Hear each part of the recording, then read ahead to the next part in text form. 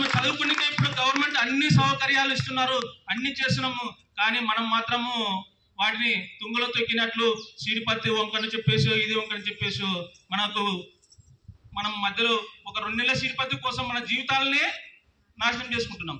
2 నెలలు, అది 40 రోజులు 60 రోజులు చేస్తారు. అదే జీవితం అన్నట్లు తర్వాత నీకు పై గాలరిపోతుంది. ఆ 2 నెలలు సీడిపత్తి చేసేకల్లా నాకు ఇదే సార్లు పోతే సోషల్ సార్ వాళ్ళకి ఇబ్బంది పెడతాడు, హిందీ సార్ వాళ్ళకి ఇబ్బంది పెడతాడు, మ్యాథ్స్ సార్ వాళ్ళకి ఇదే బాగుంది. రోజు 3 పూటలు తినేది, చేని పోవడం, ఇంటికి రావడం, ఎంజాయ్ చేయడం అనేది అట్లా ఉంటుంది. ఆ 2 నెలల కోసం మీ జీవితాన్ని వేస్ట్ చేసుకోకండి.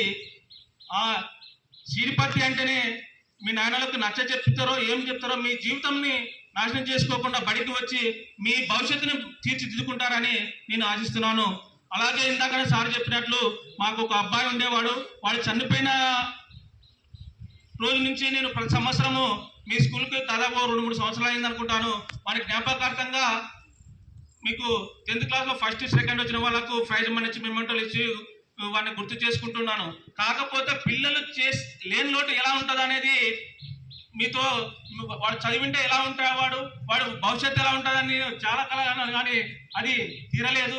కాబట్టి ఆ నా కళ మీ ద్వారా గుర్తు చేసుకుంటూ మీలో చూసుకోవాలనే ఆశతో నేను ఈ విధంగా చేస్తున్నాను. కాబట్టి మనం ముఖ్యంగా చదువు పైన ధ్యాస, చదువు